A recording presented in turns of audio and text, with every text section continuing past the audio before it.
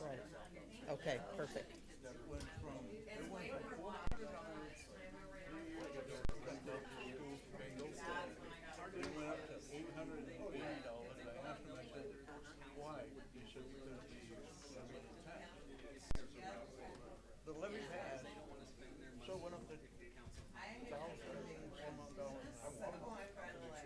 With it passing? With it passing, it went up. And it went up. And what was their answer this time?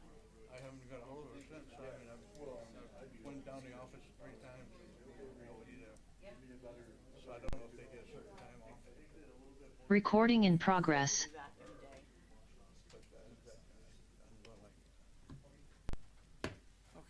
day. Welcome to the 5th of August, 2024 meeting of the City Regular Council meeting. And everyone, please silence their phones and join me in the pledge. I pledge allegiance to the flag of the United States of America and to the republic for which it stands, one nation, under God, indivisible, with liberty and justice for all.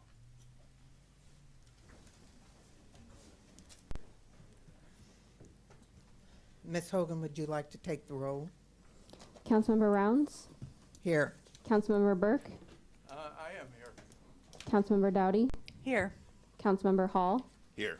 Councilmember Frymark, Here. Councilmember Houston, Here. Councilmember Friend. Here. Thank you. I've got to get my reports out.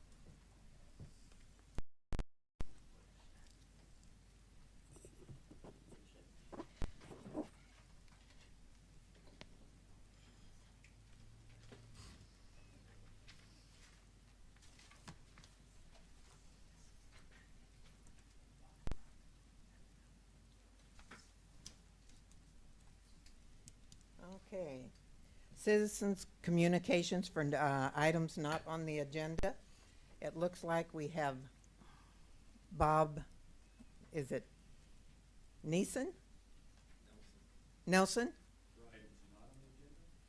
For items on the agenda, okay. So I don't see anyone signed up for not on the agenda, so we will go to items on the agenda. Those will be taken during action items. Okay. Yeah. We'll do that then? Mhm. Okay. All right, so we will have, it comes to the time for approval of the agenda. Motion to approve the agenda as written with the addition of action item H, resolution number 791, updating the clerk 2 permit technician and code enforcement officer job description and pay scale. Do we have a second? Second. Okay. Ms. Hogan?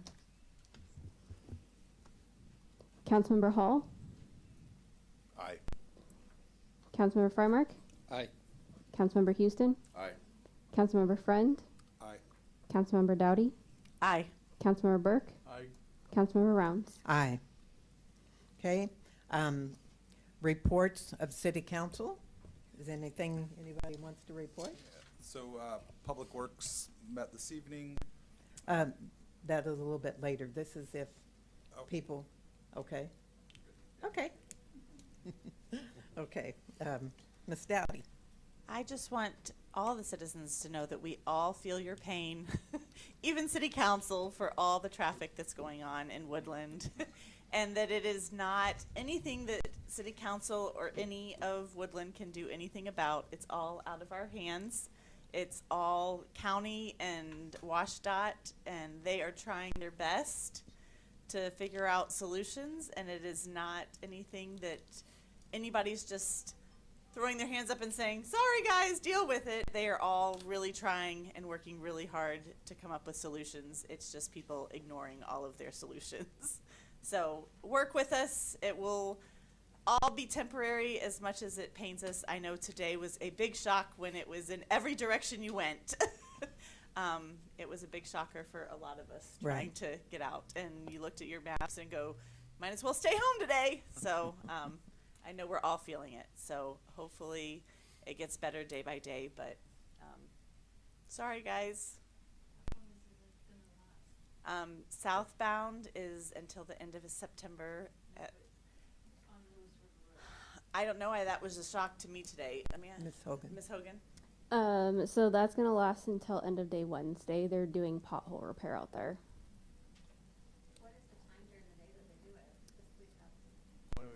They didn't really give us a time. I just know that they're supposed to end between 4 and 5 o'clock in the evening time. I don't know what their start time is. Okay. Anyone else? Yeah, let me add to that. The city wasn't informed of this in advance, and when we found out about it, our good director of Public Works has convinced DOT to give us a bit more notice in the future. We'll put up our own signs for resident notification, so we'll have a little bit more notice on it. Hopefully, this won't happen again anytime soon. Not that we're not going to have construction, it's that not knowing about it in advance. Ms. Dowdy? And our hot summer movie nights resume August 16th, just so everybody knows that there is a couple week break. So Okay. Anyone else? Okay. Reports of standing committee, Public Works. Sorry for jumping the gun. That's okay. So, I used to do it all the time. Public Works Committee met this evening. We started at 6 p.m. Some of the key things that we discussed. So we're working to convert from soda ash to a caustic soda, which is part of our water filtration system. We are working with the Department of Health. Longview has done this already and saw success. So Riley's working to try to mimic some of the things that they were successful with to get through the Department of Health. The reason that they want to do this is our workers are taking a 50-pound bag of soda upstairs and on a ladder to put it into our water to work through the removal of iron in the water. And this would reduce it significantly. We'd have a much smaller bag that they would have to move. It's more powerful and able to do the job with the same result with less product. Another important update, we're working through Woodland Creek, this new subdivision. They've got their lift station installed. It's lift station 15. It's going through final checks and testing.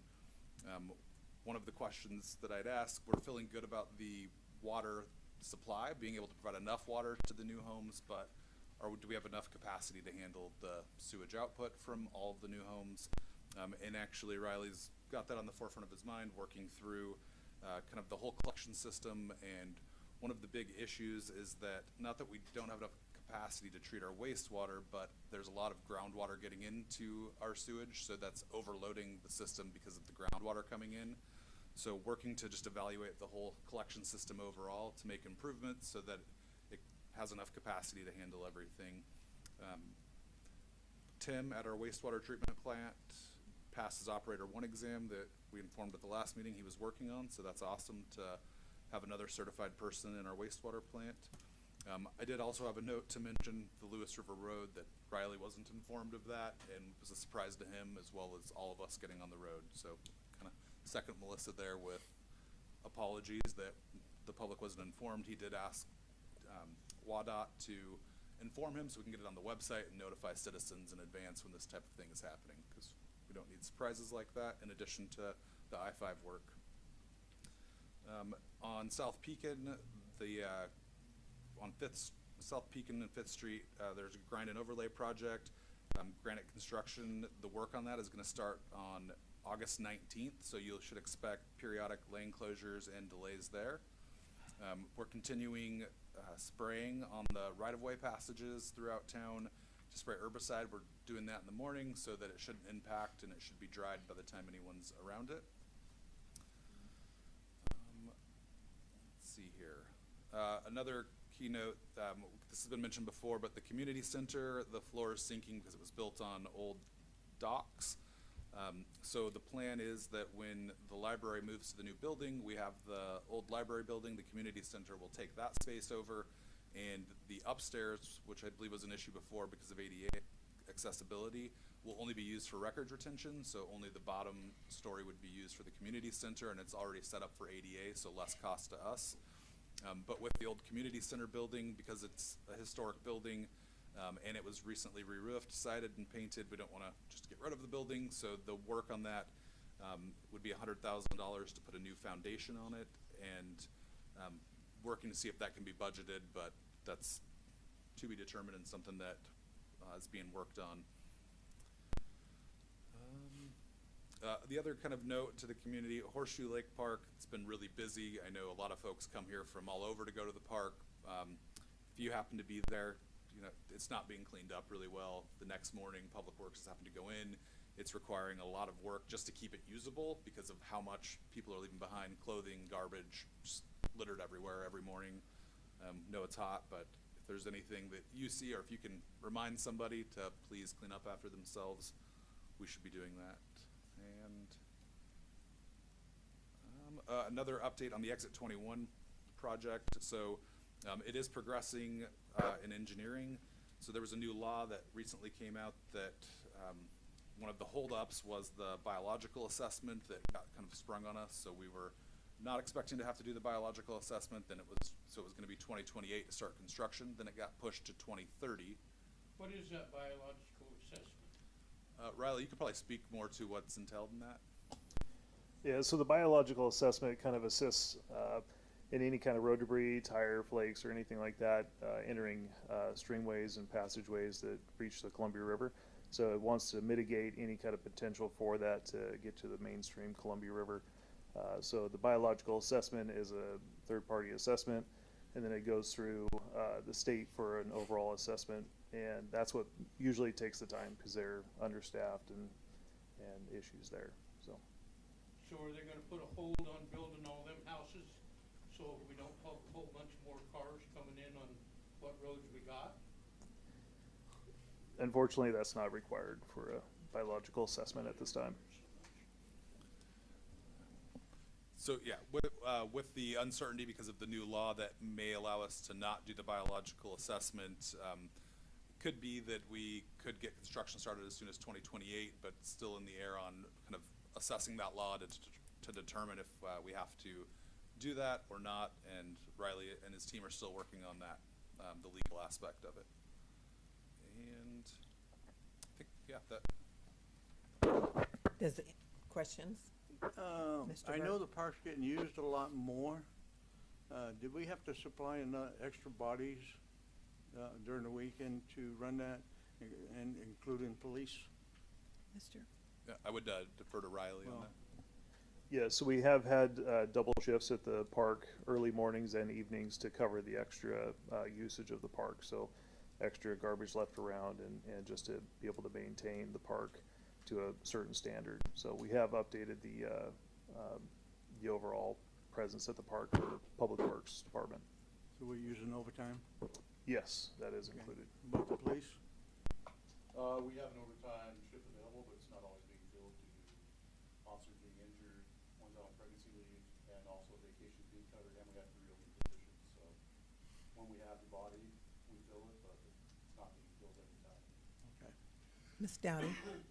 I just want to do public safety when we're done with this part. Okay.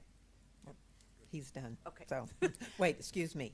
Mr. Hall has a I question. just had a question on what all is going on at the water towers there? I see a lot of equipment up there moving a lot of dirt.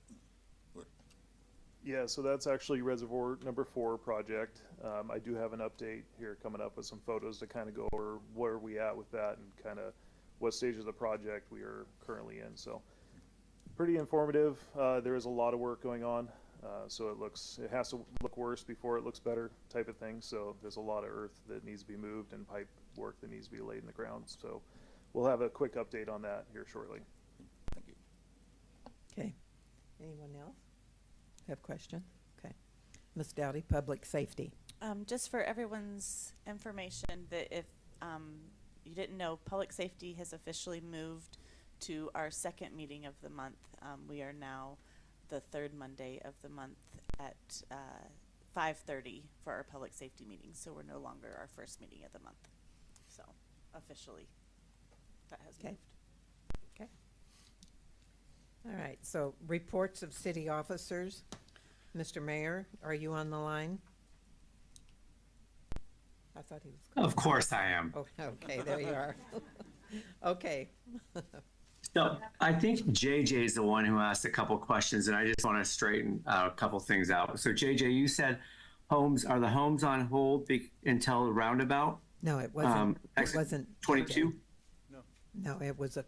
Barney had said that. Oh, Barney. Barney, sorry. So, Barney, here's the deal with the homes. As long as we have zoning and we have codes and we have ordinances, those homes, and they fit within our zoning, we're required to. If city council were to put in a moratorium or something to that effect, that's how we would be able to stop. But if a subdivision comes in, they fit within our zoning, fit within our ordinances, by law, we're required to let them. Otherwise, we get into litigation issues. So hopefully that provides a little bit more information, because we didn't and we don't have a moratorium. And so those subdivisions were approved already. So hopefully that answers that one. And then somebody asked about the Horseshoe Park, the overtime and things, and just so we're clear on that. I did. That was Mr. Berg. Okay, so Lieutenant, I think, is the one who said that we're doing a little bit of overtime, some we're not. So I've been very clear with the police department and with the public works department. I don't want to require somebody to work overtime.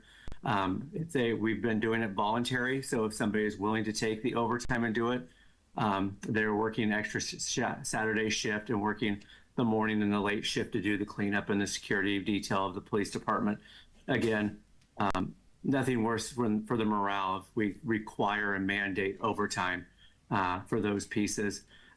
So that's why you'll see on the weekends and different things, you'll see volunteers such as myself and other community members who are willing to go out and clean up our parks and go down there on the weekends and kind of keep things around and say hello to people, because it's all of our community.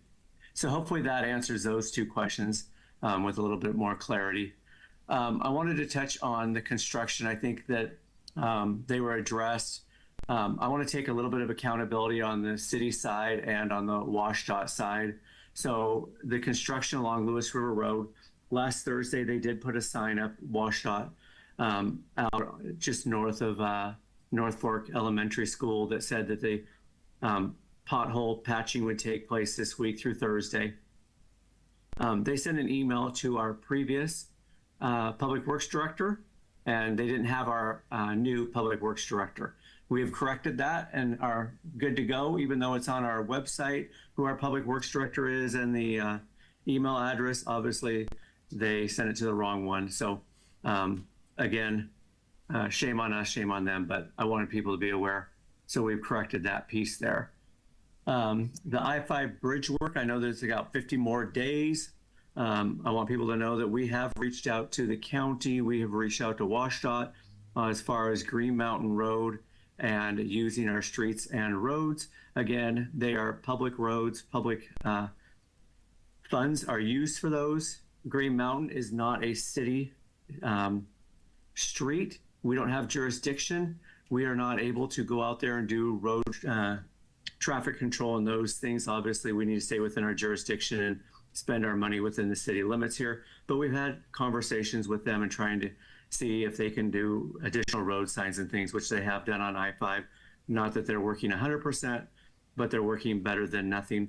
Along with that, as long as there's not a disaster, so when the I-5 shut down, you are allowed to, at that point, to check licenses and local traffic. But if that's not the case and it's not in a declared emergency, it's very difficult, and they are not allowed to stop you for local traffic. They can urge, they can tell the semis to stay off, but as far as local residents and those pieces. So it's a little bit tricky situation. Hopefully we can all survive and go through this next 50 days. So then the last one, as far as construction on the peak and overlay, I want to touch on that. When we approved the project, we were hoping to kick that off this week. Unfortunately, we only had one bidder on that project, and so we are stuck on their deadline, and that's the reason it's being pushed out to August 19th. The plan is to have the majority of that work done by September 30th.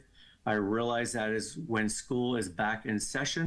We're going to be very diligent about this and make sure that we can move the traffic through there and get them going. There will not be any road closures. We will be doing flagging and that so that traffic can move. But again, hopefully everyone can be patient on that.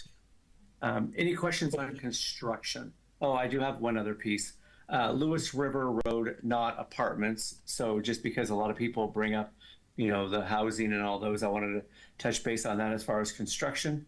There is a work stoppage out there. It continues to be a work stoppage. It's going on now almost a month. We're waiting for some revised engineering reports from them.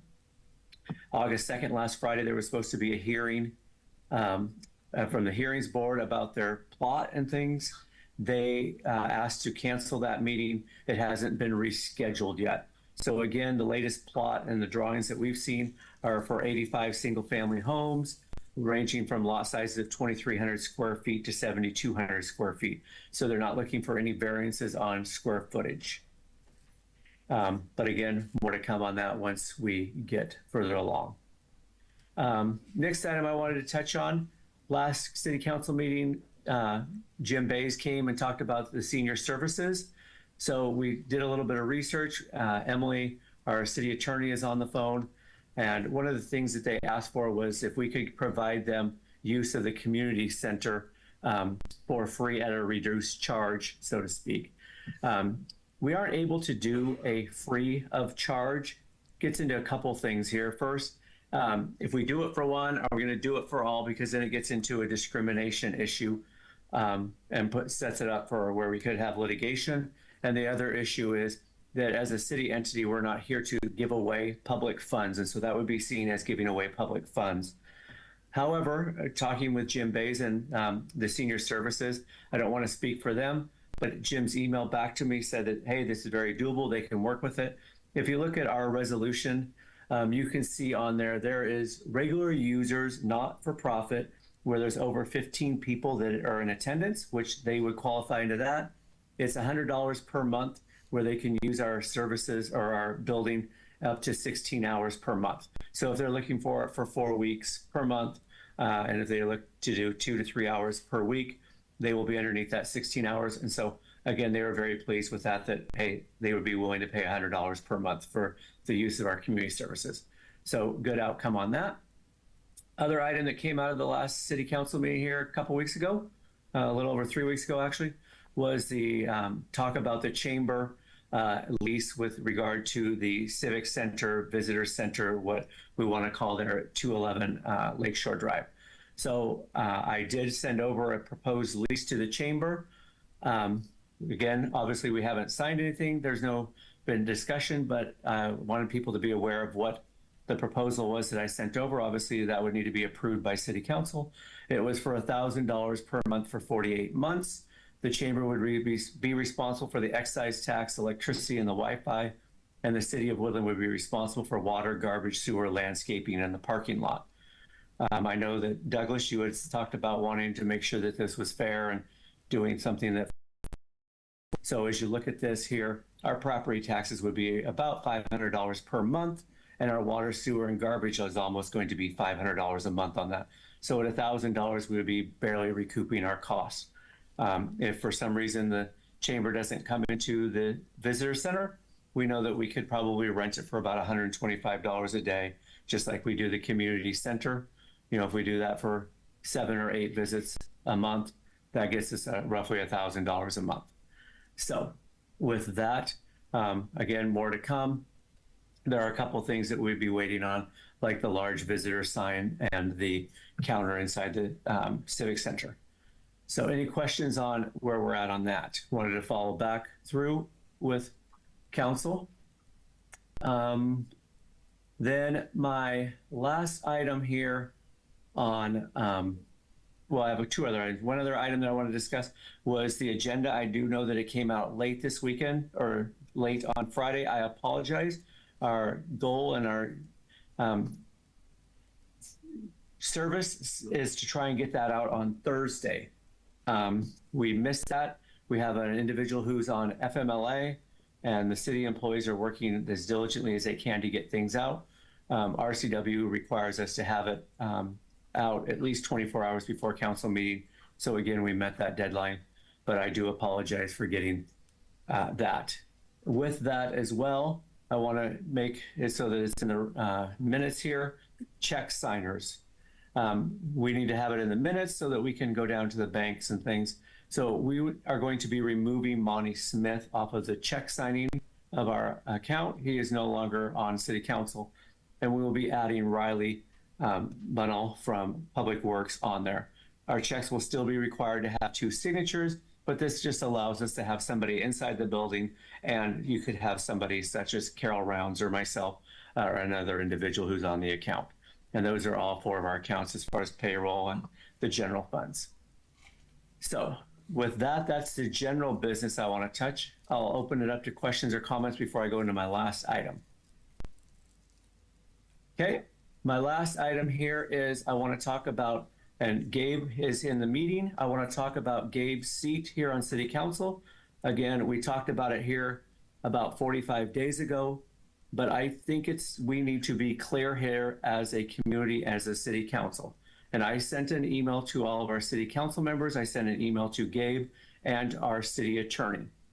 So nearly 4 months ago, Gabe moved out of city limits.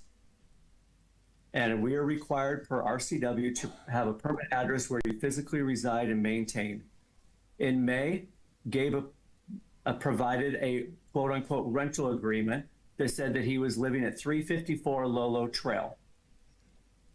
There's not a neighbor there that can attest or say that he has stayed there one night in this last 3 months. Those individuals that were at 354 have moved out. I sent an email to Gabe and I said, Gabe, those people have moved out. You obviously have not been staying there. You need to get in the city limits. Today, Gabe showed us a rental agreement that says he's living at 409 3rd Street. Nothing in that lease, Gabe, says that you can sublease or that it's approved by the landlord. So I am saying, Gabe, I'm giving you the option tonight to resign gracefully, or I am prepared to leave to have the city take legal steps to remove you from office. It's not okay that you can say something? And make mockery of our city and our elected position. Being an elected official is an honor and requires you to put the city before special interests. Being an elected official does not provide you with preferential treatment or special status. All of our role as city council members and mayor is to ensure laws, ordinance, resolutions, etc. are followed and that the city of Woodland spends our money appropriately. You maintaining your city council position is the exact opposite of this. You are breaking the law, forcing the city to spend money on legal fees. I'm asking you to step down and show you have character and integrity. I will open it up there, but Gabe, I have gone through this and I am ready to move forward. This is not okay, and I'm not going to be temporarily move out of the city limits does not disqualify me from being on city council if it's temporarily, which this has always been since. I mean, it hasn't even been a week since I've been cancer free, and I haven't even got to be able to get back to work. The whole point was for me to get back to work so then I could financially be in a position to reestablish residency inside the city limits. That's always been the plan. So this is not a permanent move, and I was told everyone that from the beginning. So why?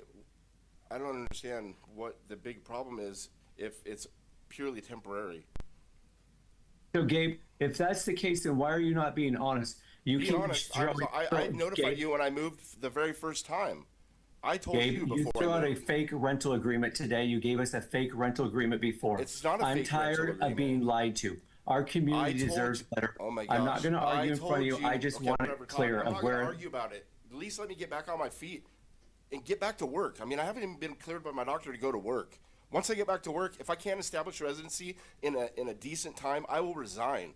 But at least give me the opportunity to be able to financially move my family back into town is all I'm asking for.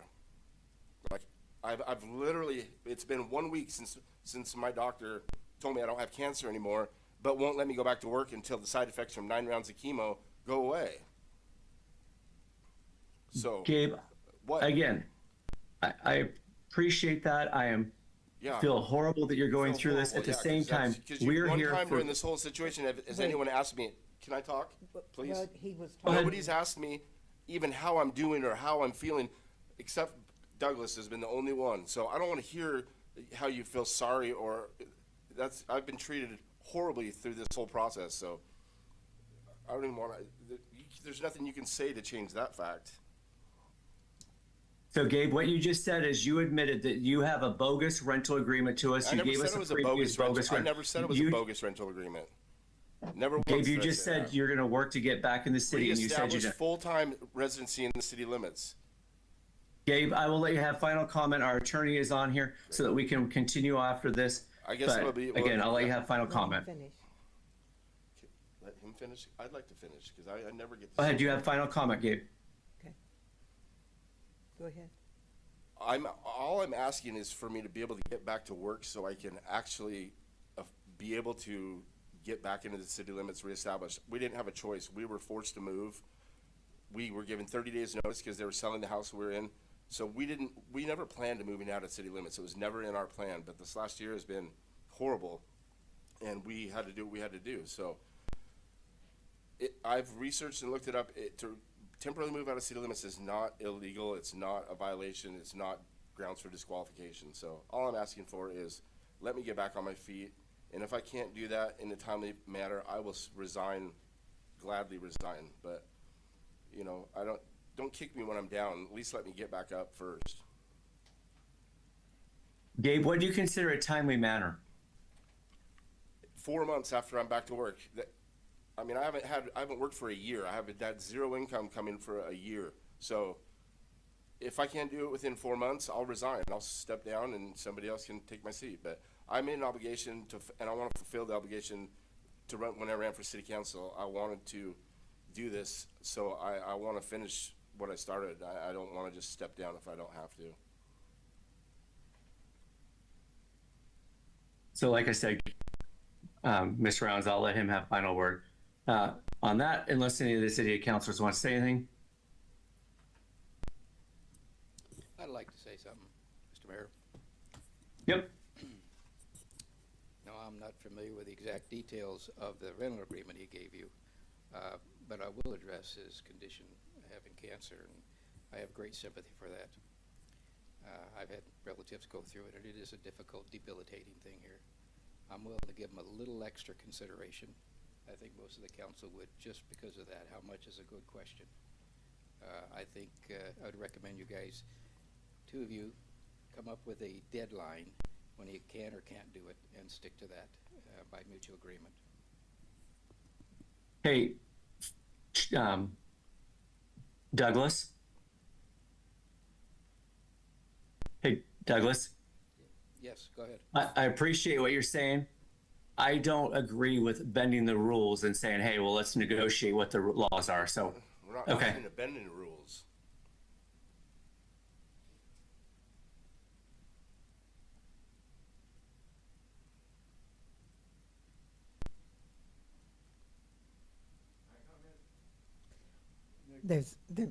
You need to come up and state your name. I don't know, it is only 4 months. I think Your you should name? give them Derek Wynn, I'm sorry. Okay. I just, whether it matters or not, I give them the benefit of the doubt. 4 months, you know. Thank you. Yeah, if I can do it sooner, I'll do it sooner. I mean, I've lived here 48 years. To ask for 4 months, you don't think would be an issue.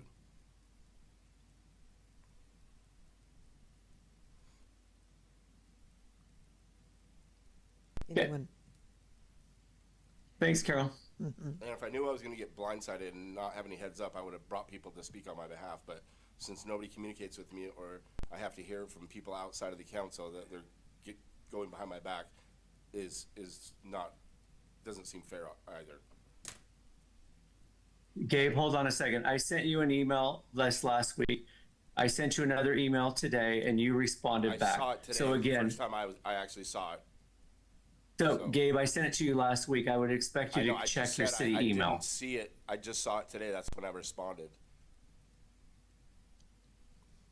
But you don't respond to my text messages either, so I wouldn't know if you got my reply or not.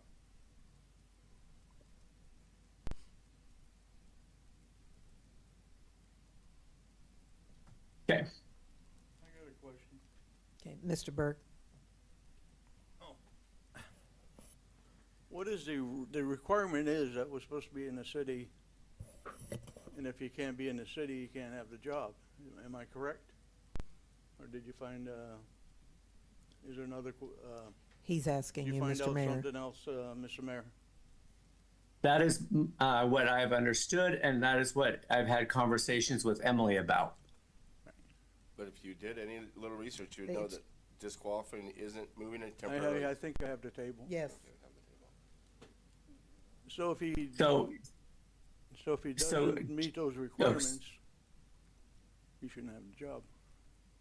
so JJ, there are times where if an individual is transferred out of state for a few months, they still have their home, their residency is still maintained inside the city limits, they would maintain that position. If you still have your residency and you are relocated to a rental house or somewhere outside the city limits while you're doing remodeling, those things have been, as far as Gabe would be talking about. But you notice the commonality is they still maintained a residence. There's still something there that ties them inside the city limits. That's why I rented a room from someone, so I would have that something to tie me into the city limits. Okay. Anything else, Mr. Mayor? The only other thing is there are a couple emails that came in from Jana Lovejoy that we want to make sure are added to the meeting minutes for citizen Yes. comment, please. Yep. Okay. And that's all I have. Thank you.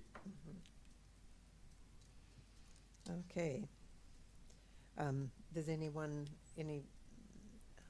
else, Travis or Riley, have anything to add? Not to that, but I do have some reservoir for update photos that I'd kind of like to go over. Okay. So this is reservoir number 4 project that we're currently working on up at the water treatment facility up on Scott Hill. This is a photo of looking at the new Res 4 location. In the back there you can see the new pad for the reservoir. The reservoir itself is a steel construction, glass lined, that's still in construction, so there's a slight delay in that being produced and shipped.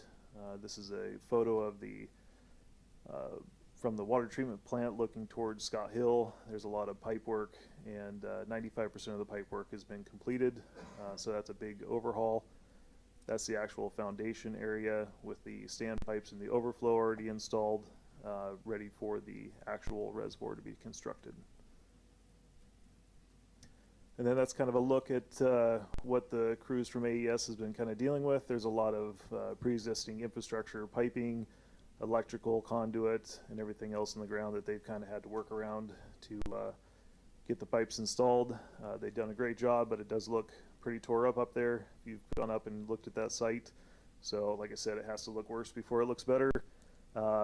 When it's done, you're going to have a nice, beautiful asphalt driveway, parking area. It's going to look really nice. So that's kind of some more groundwork, excavating that they've been accomplishing, getting ready for the asphalt. It's going to be a good addition. It's going to be 1.5 million gallons of backup production water that we can help supply the city for its continued growth. So I'm looking forward to having that extra capacity for the summer months and for the new developments that we have going on, commercial and residential. It's going to help out a lot. Thank you. Anyone have questions? Ms. Dowdy? Do you know if they are still planning to do the chip seal over by the high school? The chip seal over by the high school. They had signs before school was even out that they were going to do the. I think that's county. Yeah, we don't do we did I know it chip wasn't seal going at to one be you point in time. guys. It's outside of city limits, but do you know Yes, what I'm talking about? the county is in the area doing chip seal at the moment. Have they done it over? I don't think they've done it by the high school. I don't believe so. They were down on South Pekin earlier today doing that Okay. into the county, outside city limits, but I'm Okay. sure that they're headed in that direction. So Okay, so you don't have a. not a definitive timeline day for that or a area, time okay. that they're going to start on that project, but I would imagine that it's going to be in the next week. And then next question: do you know when officially the Civic Center, we'll say, can be shown to us?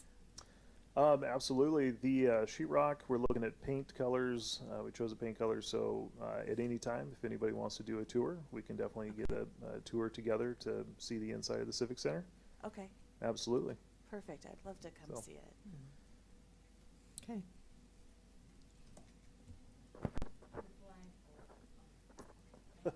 You want to come, please, Ms. Smith? I was just asking about the flagpole. Are we gonna have one out in front of the Civic Center? Yes, so we are currently working with the FAA to get approval for a flagpole for out in front of the Civic Center. Now, depending on what the FAA says for approval, because it is within the local area of the airport, it kind of depicts on and what size of flagpole we can actually put there. So, like the state, FAA is currently behind on approvals for flagpoles and things of that nature. So we'll be waiting for what size and if it has to be lighted, what kind of requirements are going to be behind that. But eventually, we are looking at a flagpole. Okay, just wondering, thank you. Thank you. Anyone else? Okay. Okay, we're at the point where we will approve the consent items. Motion to approve the minutes? Second. Oh, motion to approve the consent items, which are the minutes. I'll second it. Okay, it's first and seconded. Ms. Hogan, you want to take the roll? Councilmember Friend, Aye. Councilmember Houston, Aye. Councilmember Freimark, Aye. Councilmember Hall, Aye. Councilmember Dowdy, Aye. Councilmember Burke, Aye. Councilmember Rounds. Aye. Okay. Action items. Approve vouchers. Action item B. Motion to approve vouchers? Second. Okay. Any questions? Okay. Looks straightforward to me. Ms. Hogan? Councilmember Burke, Aye. Councilmember Hall, Aye. Councilmember Rounds, Aye. Councilmember Houston, Aye. Councilmember Friend, Aye. Councilmember Freimark, Aye. Councilmember Dowdy. Aye. Okay. Action item C, authorize the mayor to sign agreement with Washington State Department of Corrections. Motion to approve? Second. Second. Okay. Any questions? Any comments? Okay. Ms. Hogan? Councilmember Rounds, Aye. Councilmember Hall, Aye. Councilmember Freimark, Aye. Councilmember Dowdy, Aye. Councilmember Burke, Aye. Councilmember Houston, Aye. Councilmember Friend. Aye. Okay. Action item D, facility use agreement for shared parking lot, Woodland Library, and the Civic Center. Motion to approve? I'll second. Okay. Any comments? Just, Anyone? I think it's Okay. great that we're gonna have a shared parking lot. Yeah. Okay. Ms. Hogan? Councilmember Rounds, Aye. Councilmember Friend, Aye. Councilmember Burke, Aye. Councilmember Houston, Aye. Councilmember Dowdy, Aye. Councilmember Freimark, Aye. Councilmember Hall. Aye. Okay. Ordinance number E, ordinance number 1562, commercial zoning amendments for RV occupancy standards. So Councilmember first- Rounds, before there's a motion made, we need to take we need to take citizen comments. Oh, okay. Yeah, I know there's Okay. a few people here. Okay. Ordinance number 1562, commercial zoning amendments for RV occupancy standards, first reading. Is there anyone in the audience that would like to comment on that? Okay.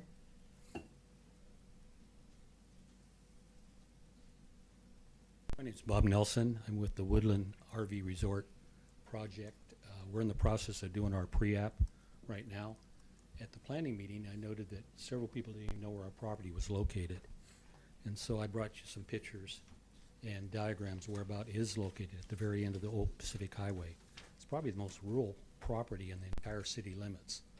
And so I wanted to kind of point that out and indicate that hopefully we can come to some conclusions about resident issues within the with the RV residency issues to allow us to move forward on the project. That's about all I had. Okay, thank you. Anyone else in the audience? Okay, all right. Motion to approve ordinance number 1562. I'd like to have some discussion on that first. We've got a first on, we need to second it, then we can have discussion. Second. Okay? Now, discussion. I think that it is great that we are trying to get the RV park behind AM/PM to be long-term, and that has been around forever, but I think moving forward, all of the rest of the RV parks that are coming into our city limits need to stay the 90 days, as has been very vocalized within our city, that all of our citizens were very vocal that anything coming forward needs to stay short-term. And I think we need to respect what our citizens in our town want moving forward. But we need to respect those who have been here for decades, and keeping the one long-term that has been here and been very respectful of our town. So, Mr. Frymark. Yeah, and I would absolutely agree with that. I just don't like the approach of giving them a new zoning out there. I'm convinced, I went to the planning meeting on this, and I'm not convinced that the planning commission thoroughly understands the problem. Can you hear me now? You can't hear me? I hear myself just fine. Okay, sorry. I'm not convinced that the planning commission really understood the depth and width of the problem on this. I don't see a real need to change the zoning on it. I'd just like to give Woodland Shores a permanent exemption from it and let them operate like they've been doing for 30 years, and not to particularly change the coding on it. I don't see a downside with that in particular. Can you enlighten us a bit more on that, Travis? Why wouldn't that solution work well?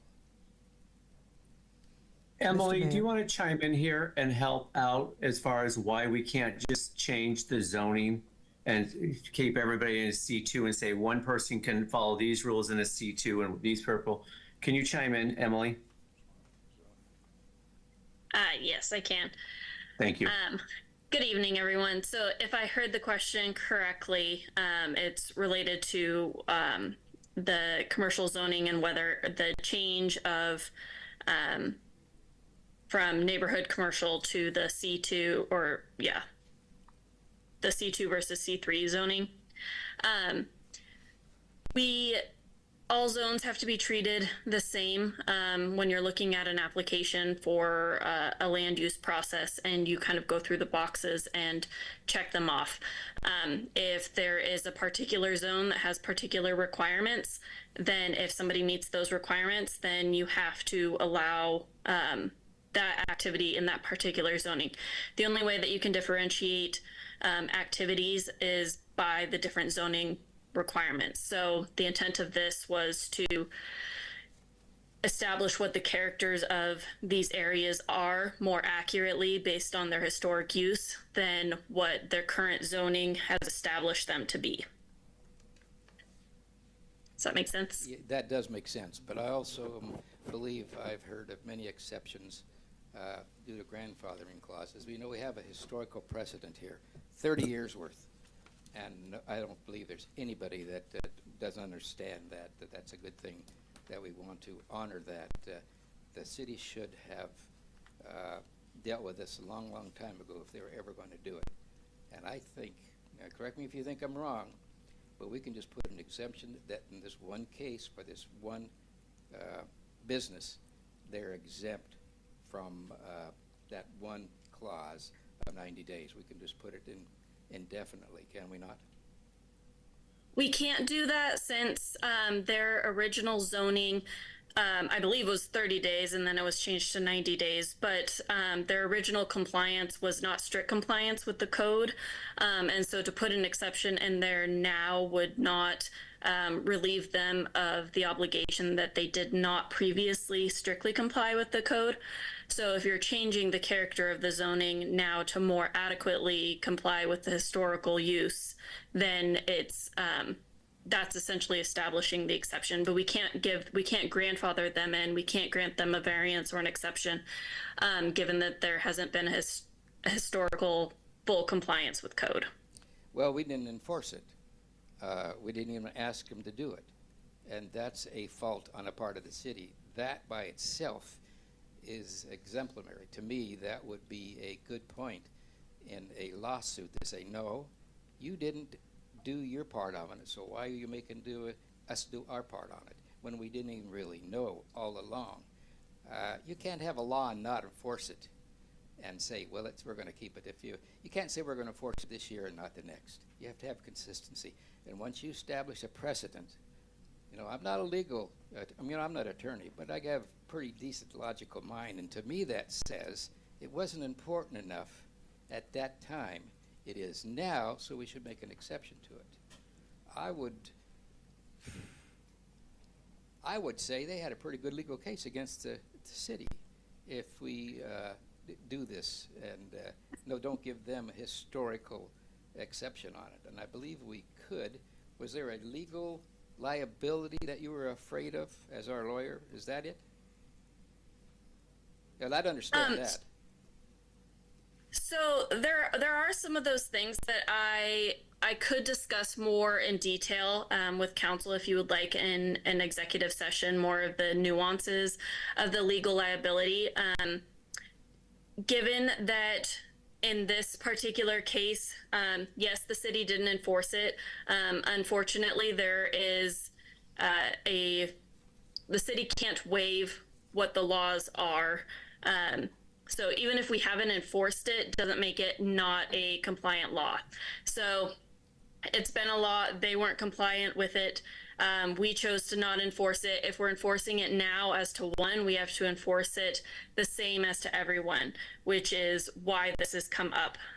Because my understanding is that there has been one RV park that historically has been a fairly, it's been a good neighbor, a good benefit to the community, even though they weren't strictly complying with the law. However, now when we have a second RV park that may not be, who is also not strictly complying with the law, but who is not necessarily being a good neighbor, it can't be enforced against them differently because they are in the same setting.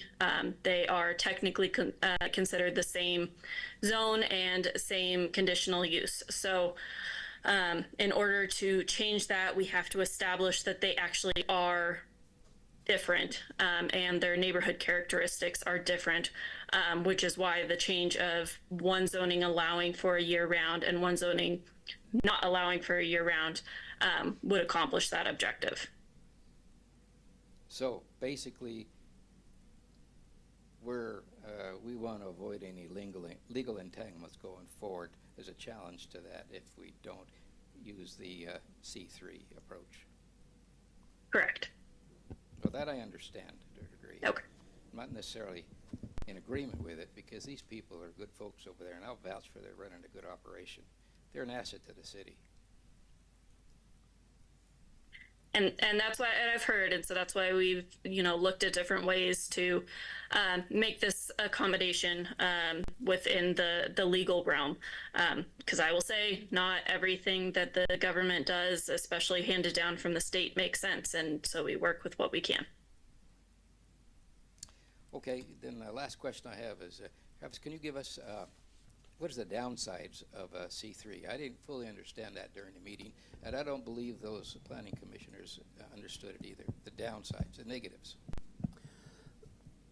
So the C3 zoning, which is our neighborhood commercial zoning, the city does have it, and to my knowledge, there are 2 properties that are currently zoned C3 because it is a very limited commercial district, and its intent is to be close to residential district where neighbors can easily use it as a commercial stop. And I think the original idea was you would have a small corner store embedded in a neighborhood.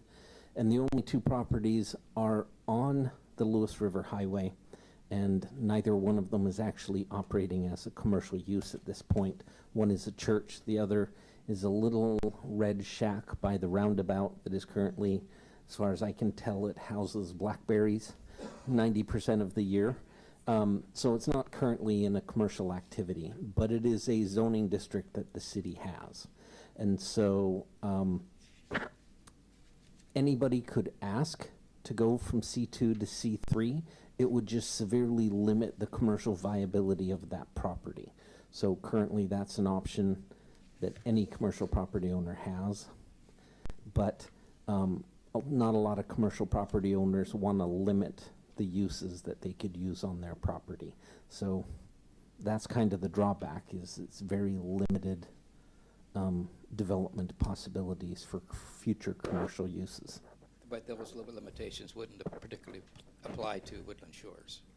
Well, I can cover, would you like to see the list of permitted uses?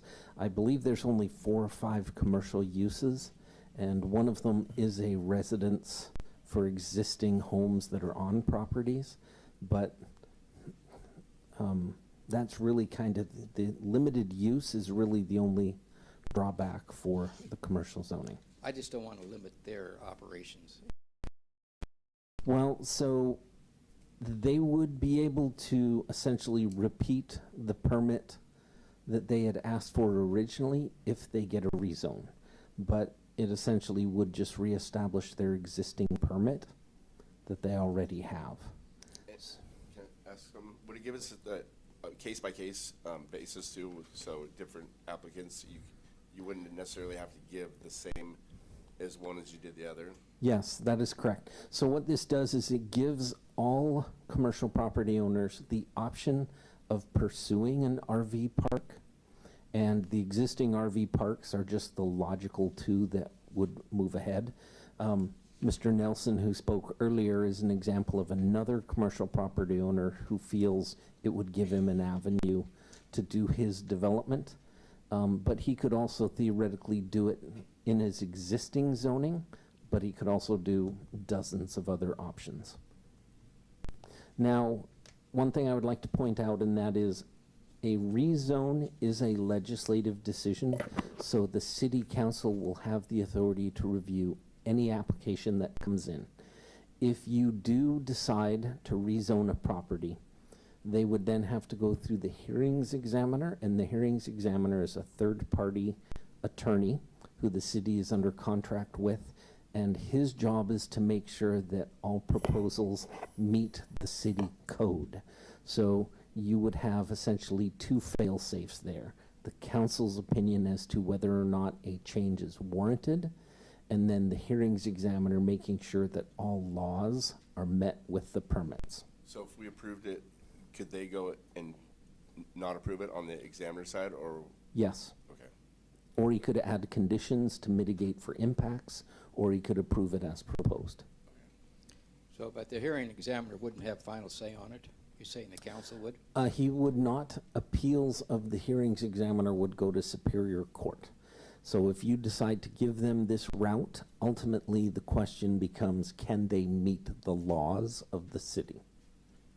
So a question, if we were to say no, what are the appeal rights of somebody that was pursuing it? Could they say, well, you gave it to I don't believe there are legal recourses, because as a legislative decision, it is, I don't believe courts can force you to take legislative action. If you want the city policy to be A and not B, the court can't force you to adopt B or C or D. So you can say no to something and yes to something? Okay. That's correct. Okay. Based on each case's merit. Yeah. And so just to be clear, C3, neither of the current RV parks are there. No. So they would each have to apply for a rezoning. That is correct. Does it do anything to their property value from your perspective? like I said, you would have less options, so it might limit it. So for example, if Mr. Nelson has a commercial piece of property, it might lower his value, but ultimately, if he doesn't plan on putting in a restaurant, he doesn't care. The lower value means less taxes until he does his development, and then it'll be taxed on the value of the developed property, not the vacant property. Well, I don't think Woodland Shores wants to make any changes. Have we bounced this off of them, and have they given us their stamp of approval? So I know the property manager is here today, and I did talk to one of the co-owners today, and he said he supported this. They were double booked for tonight, and they felt this was a positive for them, so they didn't show up tonight because they felt they would come at the next meeting for the final reading if you had questions. So it's giving him the avenue to be full-time is, okay. Yes. They're absolutely good with it. Yes. Well, I shouldn't say that. I said they were happy with having an option moving forward, and they would apply for what they had to. That's all I can attest to. The manager may have more specific opinion on that. Okay. Yep. C2 is 90 days, because it says 180, but then it recommended at the mayor's discretion to be 90, so what, if we Yes. approve, we're approving 90, not 180. So the original proposal to the Planning Commission was 90 days in the highway commercial. That's what it currently reads. We just proposed a clarification from 90 consecutive days to 90 calendar days in a year. The Planning Commission considered that, and they recommended that the City Council consider 180 days instead of 90 days. But the version that you have before you did not incorporate that recommendation based upon the mayor's recommendation to me. It's forwarded to you with a 90 calendar day, not 180 calendar day. Which I think we as a council support more than not. Just, that was a good, Mr. Mayor did that. Okay, you've answered my questions on it, and unless somebody else has any. Okay, Ms. Hogan.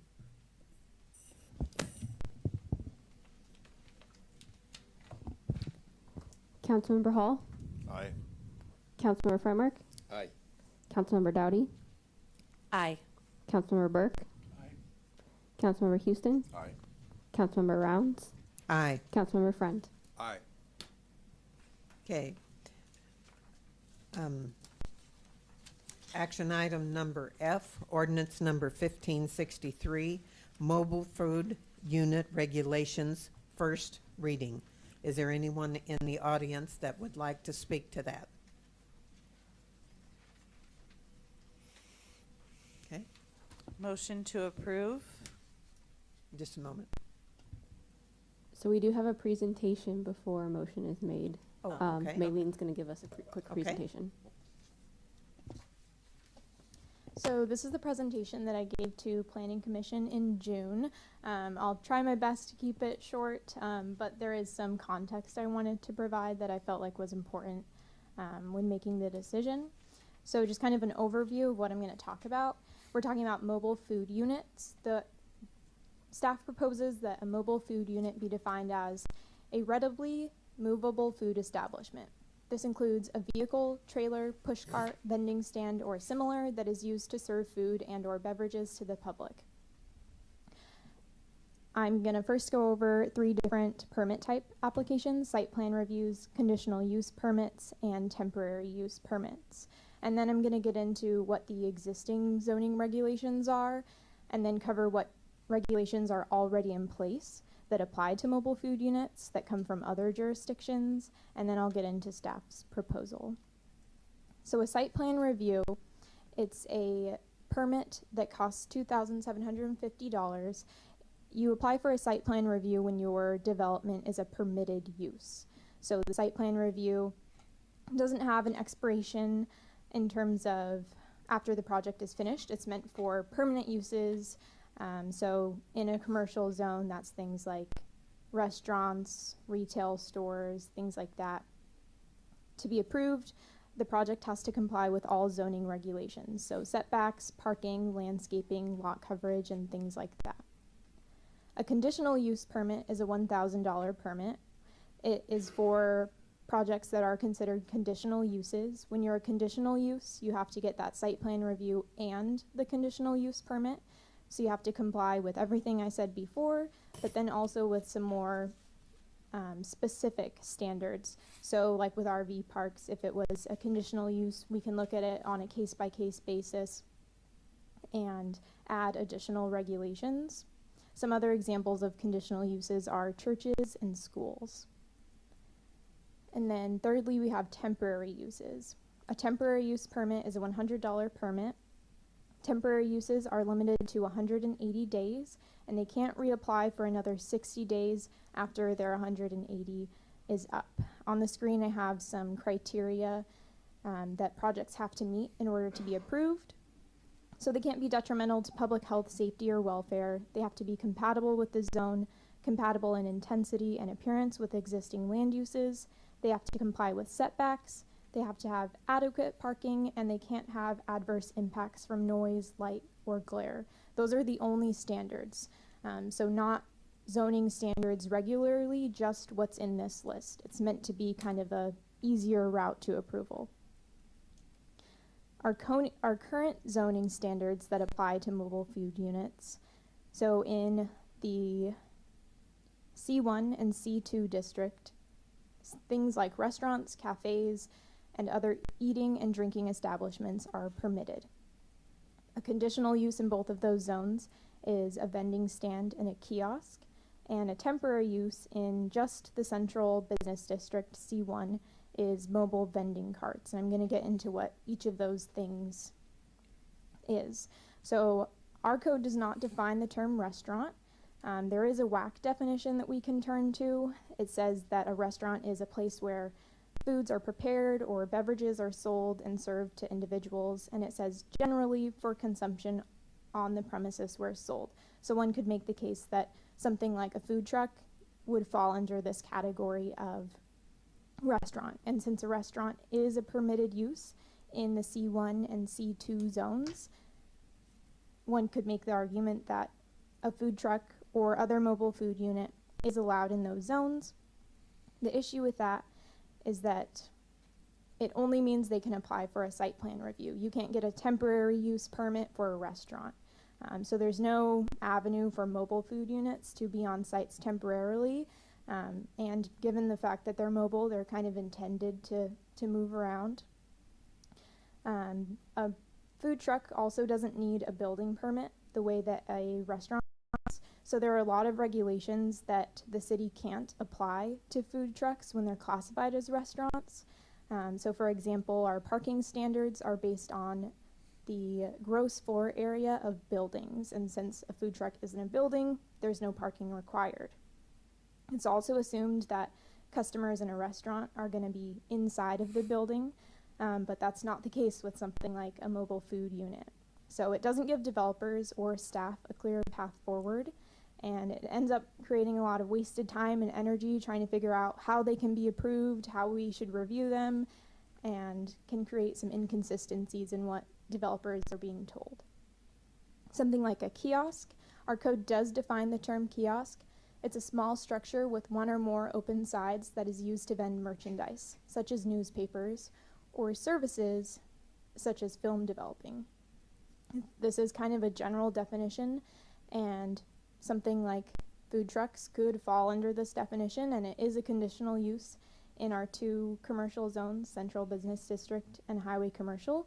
So a mobile food unit could be permitted conditionally in those zones, but the problem is that it's a very lengthy application process. They need the site plan review and the conditional use permit, and it has all the same issues I talked about before. And also kiosks are only limited to feet, and some food trucks just aren't going to meet that criteria. A mobile vending cart, there's no definition for that, but a mobile vending cart to staff sounds like something like a mobile food unit. It's a temporary use in only the C1 zone, so Central Business District. So therefore, something like a food truck could be permitted in the central business district. The issue with that is that, again, the city can't apply applicable regulations to mobile food units, and the C1 zone isn't necessarily the best place for a food truck to set up. There's not a lot of vacant land there, especially because there aren't really setbacks in that zone. We like to see buildings up as close to the property line as possible, so we don't have things like parking lots for something like a mobile food unit to set up in. Some regulations that are already in place come from L&I. So L&I at the state level reviews the structure itself, so the city doesn't need to take on any of that code. The Cowlitz County Health and Human Services Department, they require very lengthy approval for all mobile food units. So they look at things like water, sewage, they require restrooms for employees, and they have to get agreements from the businesses where they're going to be using restrooms. They also look at the food menu and the way that food is being prepared. So there's a ton of regulations that Cowlitz County is already doing for us, and so we don't need to take on any of that responsibility. Clark Cowlitz Fire and Rescue also reviews mobile food units. They have to get a sticker from them, and they regulate them for fire standards, and they have to complete a fire safety inspection. And then lastly, any business operating within city limits needs an endorsement on their business license from the City of Woodland. So that's something that's already in our code. And so that leaves the council with this decision of what zones would you like to see mobile food units be allowed in, and how difficult to permit should they be, or in what capacity, temporary or permanent, what additional regulations should be in place. So if we're not currently looking at things like parking or restrooms for customers or ADA accessibility, things like that, staff has taken those questions and come up with a recommendation to add mobile food unit as two different types of definitions. First, as a individual mobile food unit, so one food truck, food cart parked on a site would be considered individual, and then the second category would be a mobile food court. This would have two or more. Staff's proposal was that two would kind of be the threshold into court. When the presentation went to the Planning Commission, they recommended that we up that to 3. The draft ordinance that you have is for 2, so it's consistent with staff's proposal. And we recommend that a mobile food unit on an individual basis be both a temporary and permitted use in the central business district, and same thing for highway commercial. And then a mobile food court, staff recommends that it only be a permitted use, so something requiring a site plan review, not something that's meant to be temporary. And then we also propose some specific regulations to be added to each of those. So on the left side are regulations for individual food carts, and that includes making sure they have all of those other approvals that I talked about. So having a Woodland business license, having their Washington L&I approval, having approval from Cowlitz Health and Human Services, and also having their fire inspection sticker. The various regulations in addition to that staff recommend involve queue, so where are pedestrians going to line up when they are waiting for their food or they're placing an order. Staff recommends that customers queue at least 10 feet set back from any vehicle traffic, so right-of-ways, parking, drive aisles, and that's also going to ensure that sidewalks are not clogged with pedestrians on private lots. Compatibility. So this makes sure that the approval of something like a food truck on a lot is going to be compatible with what's already there. We don't want to see a mobile food unit take up all the required parking of a store, things like that. ADA access. Staff recommends that the path from the parking lot to a mobile food unit itself be paved and accessible. That's a regulation that already applies for more permanent businesses like a restaurant. We just currently don't have that regulation for something like a vending stand or similar. And then, of course, they would need to comply with general zoning regulations when they're in a permanent status. If it's a temporary use, it would only need to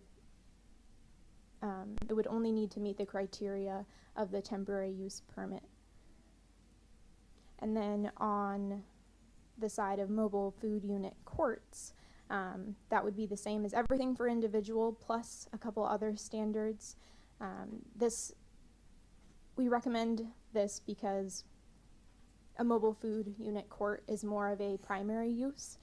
It's not necessarily secondary, and so it probably should have some additional criteria there. So requiring restrooms not only for employees but for customers as well, and also having some sort of adequate trash, and then also seating. That way people visiting the courts have somewhere to safely sit and eat, and again, they're not in the right of way or on the sidewalks. We discussed at Planning Commission whether or not mobile food units should be allowed, either permitted or on a temporary basis, within industrial zones. It's not part of staff's recommendation, and it's not in the draft ordinance that you have. But there are some benefits to allowing them in industrial zones. Employers could provide kind of one-off employee lunches, things like that. Also, it just means more mobile food units in the area. Some issues are that currently there are no temporary uses allowed in industrial zones, so it would kind of be opening up a new category for those zones. In industrial zones, there's also establishment allowed, so it might not make sense compatibility-wise. It might pose a safety issue with pedestrians walking on industrial sites or into them, but perhaps there could be some other regulation to mitigate for that. And then lastly, it could increase traffic towards industrial zones that wouldn't typically be there. And then while going through this proposal, staff found some gaps in zoning code. They're separate from the topic of mobile food units, but I think should be addressed while we're here. So that first one, unless otherwise exempt, all changes of use and new construction require a site plan review. So our code has a section in it that lists everything that is exempt from a site plan review. The problem is that temporary uses are not listed as an exemption. So the way that that reads is, if you have an allowed temporary use, you have to get a site plan review and a temporary use permit. But I don't think that that was the intention of the code. It was obviously written so that a temporary use could be easier to obtain. That's why it has less criteria of approval, and it has a less, its fee is less. So requiring both of them doesn't make much sense. So staff recommends adding temporary uses as an exemption to a site plan review. And then secondly, when you get to the temporary use code in Title 17 and you open it up, there's a section in there that lists a bunch of things that are exempt from temporary use permits. So that's things like Christmas tree sales for less than 30 days,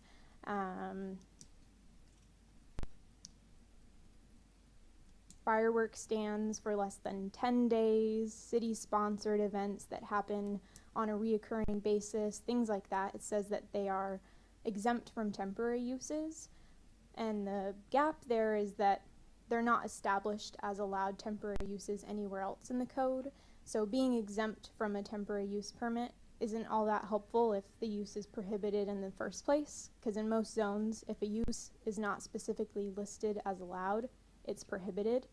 So staff recommends adding all of those uses like Christmas tree sales for less than 30 days to the list of allowed temporary uses. So then when you get to that temporary use code, it says that they're also exempt from the permitting. So it establishes it as allowed, but doesn't change any policy surrounding it.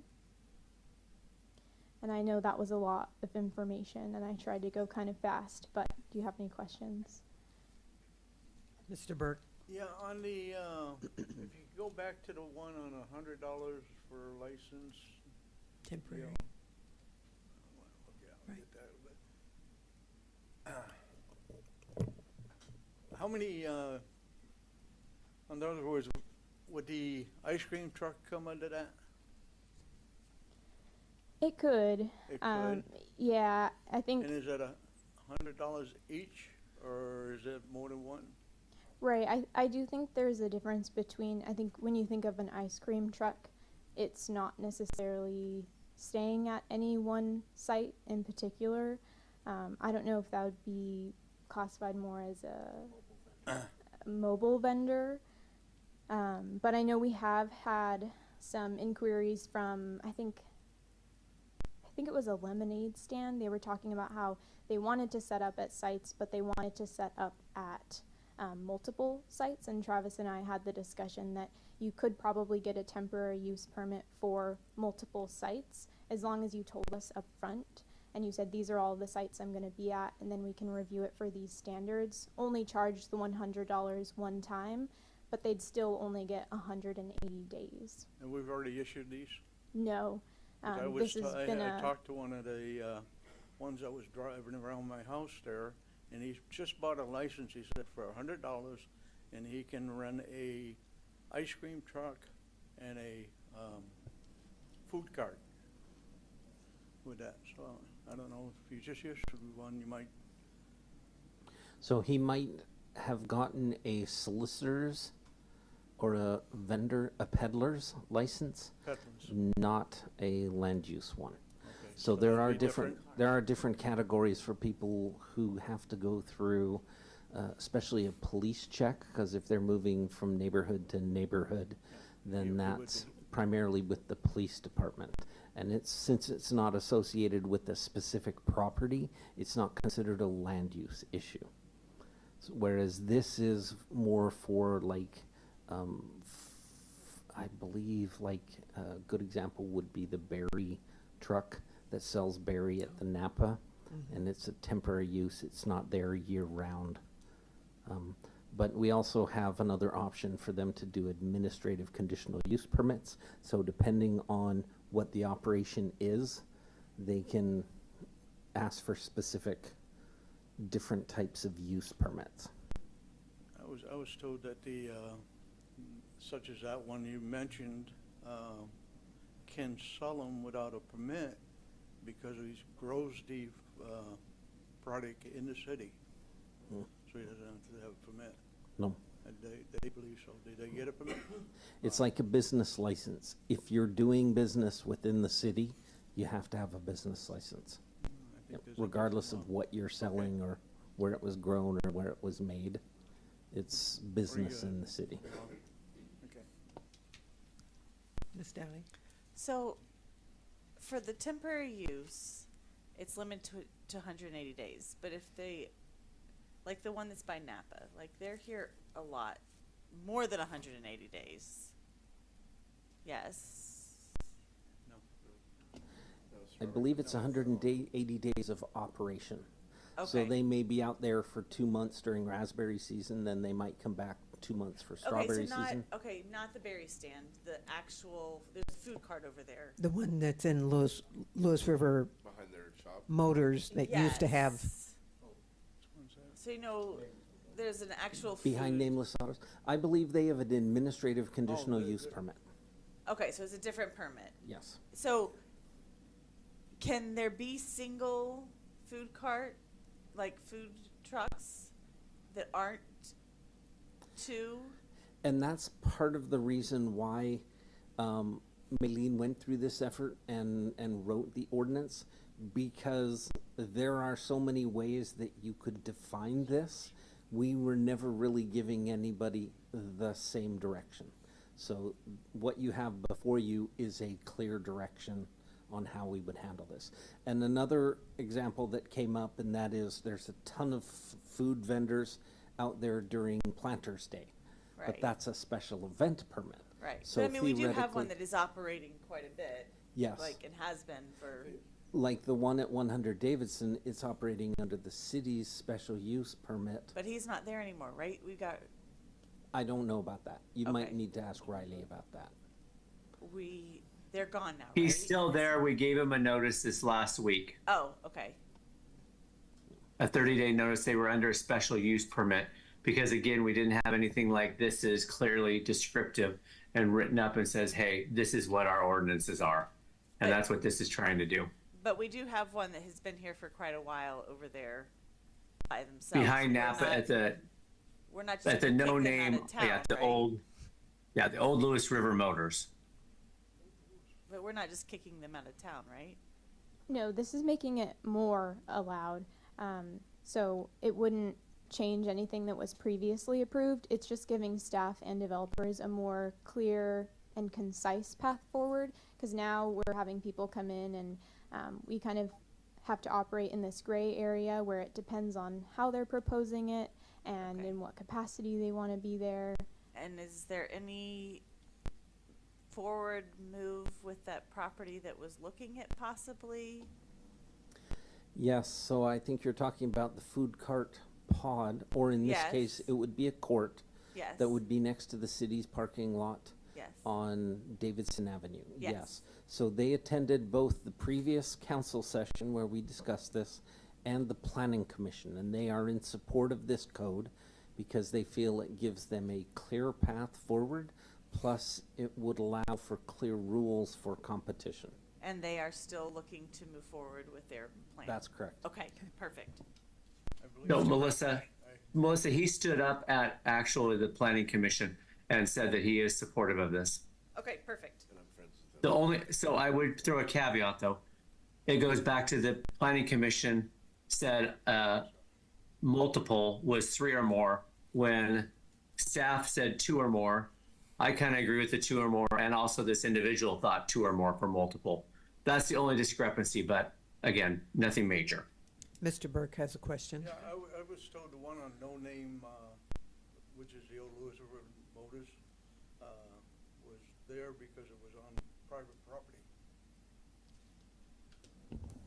They have a permit, and all of them have to be on private property. They should not be operating in public right-of-way without either a right-of-way permit or a special event permit. Yeah, but they do have a permit. So they have a permit and they are operating legally. What about some little kid that wants to sell lemonade out in his front yard? Has he gotta get a permit? To that, I would say that our code is on a complaint basis, so if you want to complain about that little kid, you can, but we're not out looking for them. Our police support them. Okay. Is there any other questions? Okay, thank you. Okay, action item F, or ordinance number 1563, mobile food unit regulations, first reading. Motion to approve ordinance number 1563. Second. Okay, any further discussion? I think this is great to have a more clear path for our city. Okay, Place to start. Ms. Hogan? Councilmember Freimark, Aye. Councilmember Houston, Aye. Councilmember Friend, Aye. Councilmember Hall, Aye. Councilmember Dowdy, Aye. Councilmember Burke, Aye. Councilmember Rounds. Aye. Okay, action item G, resolution number 790, authorize the mayor to sign interlocal agreement with the Port of Woodland. Looks like we have Ms. Johnson that wants to come up.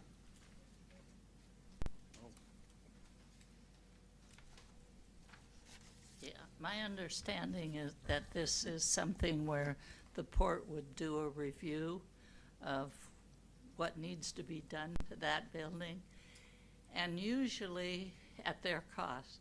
Well, first off, it shouldn't cost much to do it because most businesses will come in and do a review of that in hopes of being able to do it without much cost.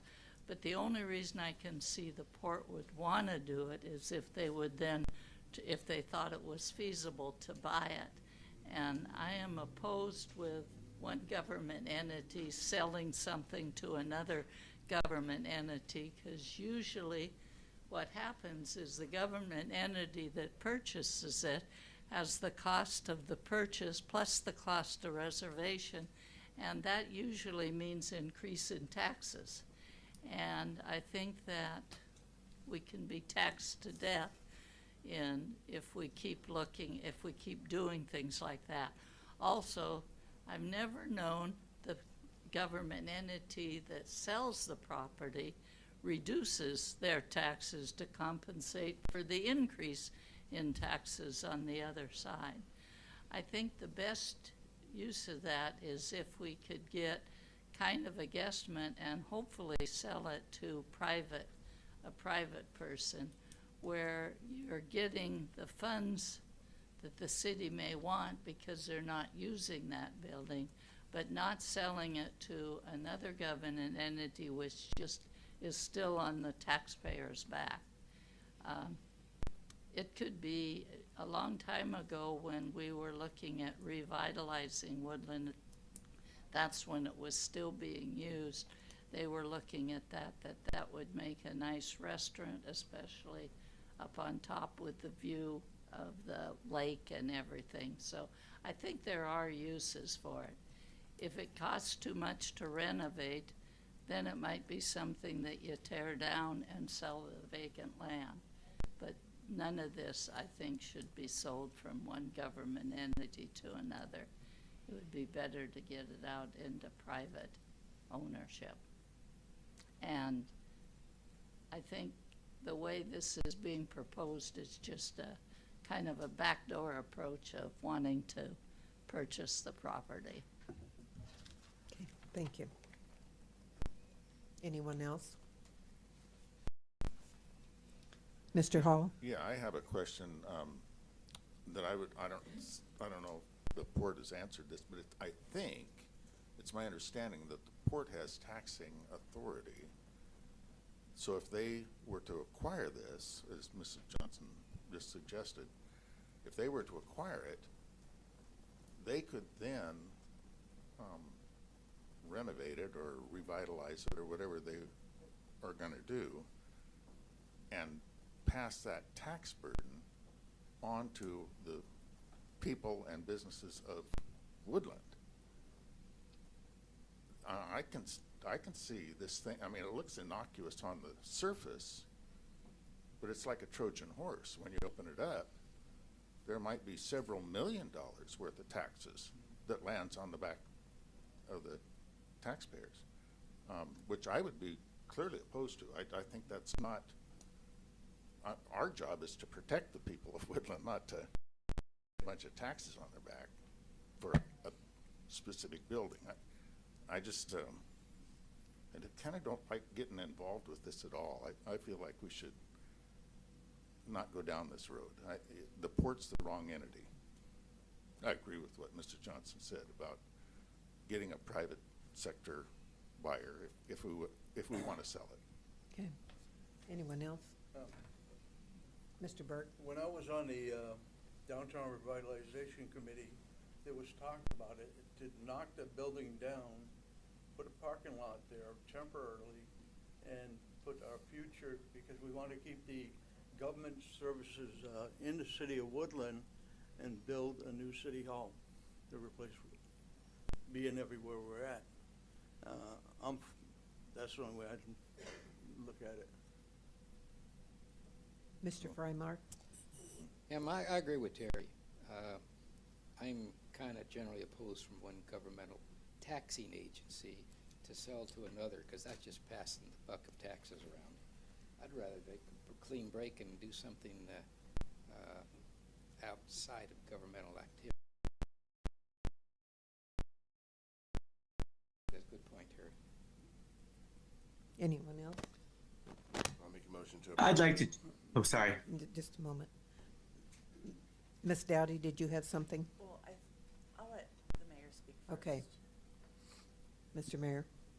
Oh, sorry, I didn't mean to interrupt, sorry. So, I appreciate the comments here, and so a few things here. The city has had it here sitting very vacant for a couple of years here now. for us to go in, I appreciate what Darlene says. We should be able to go get bids and things, but by the time we're paying for the elevator inspection every year, and we're paying for some of the other insurance and the property taxes and those things, it's what do we as a city want to do with that building? And so the funds, and so when the port approached me and said, hey, listen, we would like to go in and investigate, see what it's worth, to see if, you know, what the repairs are going to be. They have access to other funds as far as doing the repairs, doing the maintenance and that type of work. They have access to grants and things that we as the city don't have.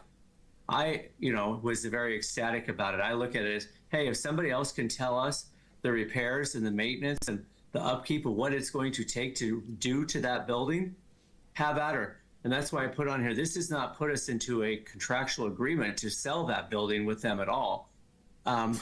Again, you know, we talk about different buildings and different resources. So you have Spruce that's right down the hall or down the street. You know, we're vacating that building and we'll be moving into City Hall, all of us. That was a building that we paid $400,000 for, and we never should have spent the money on it.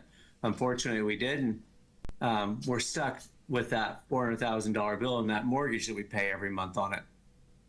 So hopefully we can sell that. To sell this eventually, if it were to a private entity, to the port, to whoever it would be, obviously we would need to, you know, consider excess property. We would need to bring it to council. We'd have to do an appraisal and all those things.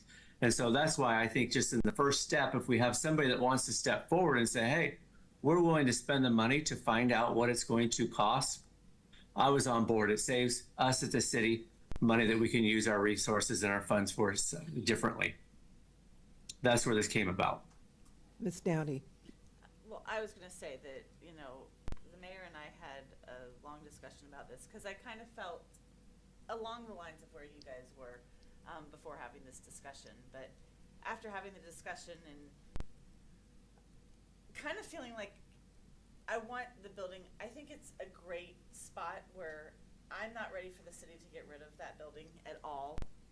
I think there's a lot that we could do with it, but I also think it's a good point where not selling it to a private entity, but keeping it with someone like what Ridgefield has done, where it's a place where the community can still come and have events and do things, whether it be the port, whether it be us, something that we can do as a community to bring our citizens together and give a place that is covered in the seasons where it's rainy. I think if we can do that and figure out a way to do that within our city would be great. So I think if we're on the road to figuring out how much it was going to cost, and this isn't going to cost us right now money, that this port, I mean, we all pay into the port. Why not let them give us something back right now? This is not costing us a penny or locking us into a deal where we're selling it to them. Let them give us something back for what we've paid to them and let them do it. I think we should let them work for us right now because we give them money out of our pockets. Let them. I'm for doing this resolution at this time for that purpose. That, I mean, it doesn't hurt to find out what needs to be done to that building at this time. It sounds like the worst that comes out of this for us is an evaluation, and we're not voting to sell the building tonight. We're voting to get an evaluation. It's someone else's cost. So, Mr. Hall. well, yeah, I just wanted to piggyback on what my counselor friends here have shared. I forgot to share this, and Monty's not here anymore, but I remember when Monty Smith really was in favor of looking into it as our new city hall. He really thought the historical aspects of the building and the location would serve the city well, as you were saying. And so I'm just saying what he said to bring that back full circle, because I think that's when he said that, I kind of perked up to that. I thought, yeah, Monty, that's a pretty good idea. Would be a neat place for our city offices. So I don't know, maybe we find out it's, I don't know what the port's motivation is, except that I think they want to buy it. I don't see any other reason for them to do Right. that at all, and I would suspect, not that I would be against it 100%, but So, They I mean, gotta have a feeling that there's a possibility for them to acquire it, or they wouldn't volunteer in the first place. It's costing us money sitting there doing nothing, so. Part of their intention. Mr. Mayor, we are under no obligation to sell. Correct. To the port. So, a couple things, Terry, but yes, to your question, Carol, there is no obligation. This is not a financial contract or any commitment for us to say, hey, yep, you get to buy it, first right of refusal. This does nothing, absolutely nothing. This just says, hey, interlocal agreement, they will go out and do the exploratory. And we will look at their results and things from that going forward. Hey, Terry, with as far as building a city hall, so I appreciate that look. My concern here is we have 14 people that really work in City Hall now. That's a large space for 14 people. Right sizing the city as far as the workforce and things. It's a great building, large. I just think 14 people upstairs, downstairs, and different things is rather big for what our city has and needs. And Kim, can I For City Hall. Can I just, Go ahead. Kim, you want to come up, please? Potential Not say right there, this interlock agreement does enter the city of Woodland into a contract to sell the building to the Port of Woodland? potential purchase. Cause that looks like. it Potential. says it. The study will evaluate the existing structure. Is it written wrong? If you're going into it in good faith, you're not gonna be able to It says it walk does not enter the city into a contract right there. It says does enter. Yeah. It does not say does not. no reason they would do it. Mr. Mayor, it does say in bold letters, it says does enter. It does not say does not. Okay, and that is 100% my typo. I'm the one who added that, and it should say does not. That's my apology. So 100%, my bad. When I was changing this late at night the other day, my bad. I added that piece there to make it so it'd be clear.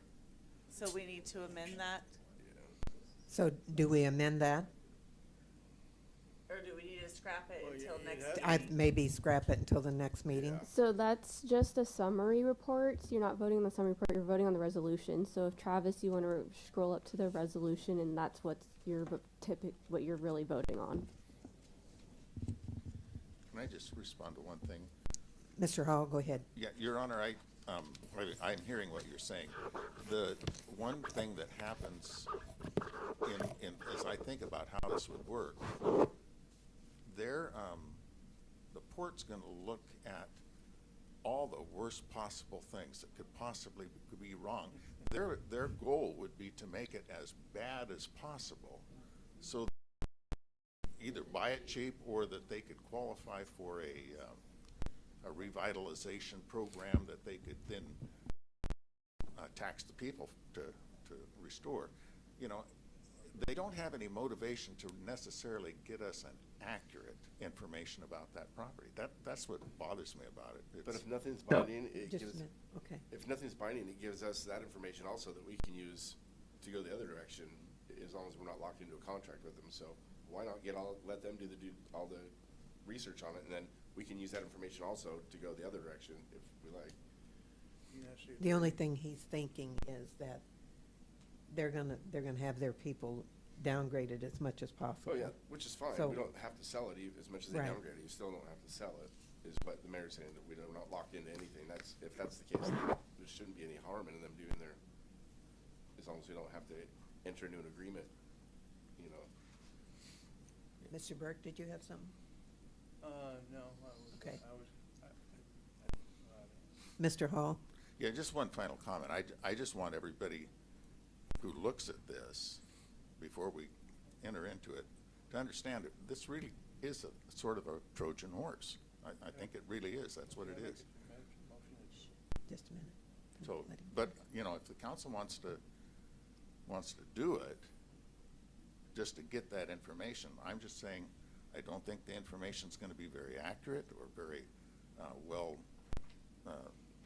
presented, you know, for our sake, but, it's not costing us anything on the other hand. So I guess, you know, I understand what the rest are saying, but, I think it's a Trojan horse.